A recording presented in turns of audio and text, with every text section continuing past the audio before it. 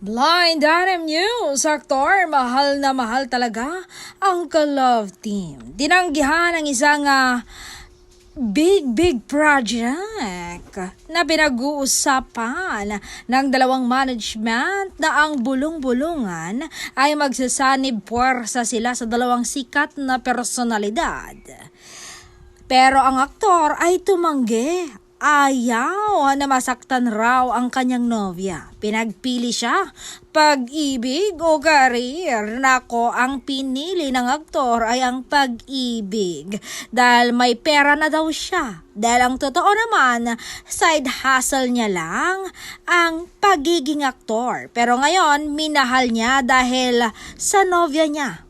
Dahil isa siyang business owner, isang low-key millionaire.